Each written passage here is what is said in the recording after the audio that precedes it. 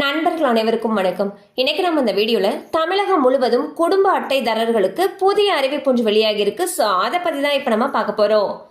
தமிழகத்தில் குடும்ப தலைவிகளுக்கு மாதம் 1000 ரூபாய் உரிமை தொகை வழங்கும் மகளிர் உரிமை தொகை திட்டமானது கடந்த ஆண்டு செப்டம்பர் மாதம் முதல் செயல்படுத்தப்பட்டு வருகிறது. இந்த திட்டத்தின் கீழ் ஒவ்வொரு மாதமும் 15ஆம் தேதி குடும்ப தலைவிகளுடைய வங்கி கணக்கில் 1000 ரூபாய் வரவு வைக்கப்படுகிறது. இந்நிலையில் மகளிர் உரிமை தொகை திட்டத்தில் புதிய பயனாளிகள் சேர்க்கப்பட இருப்பதாக தகவல்கள் வெளியாகியுள்ளன. இதில் முன்னாள் அரசு மற்றும் கார்ப்பரேஷன் ஊழியர்களுடைய மனைவிகளுக்கும் புதிதாக திருமணமானவர்கள் மற்றும் புதிய ரேஷன் அட்டைதாரர்களுக்கும் 1000 ரூபாய் வழங்கப்படும் என்று தெரிகிறது.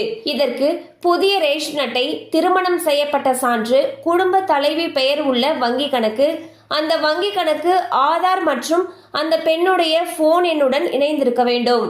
தற்பொழுது புதிதாக சேர்க்கப்பட உள்ள மகளிருக்கு 1000 ரூபாய் உரிமை தொகையானது வரும் ஜூலை அல்லது ஆகஸ்ட் மாதம் அவர்களுடைய வங்கி கணக்கில் செலுத்தப்படும் என்றும் தகவல்கள் வெளியாகியுள்ளன.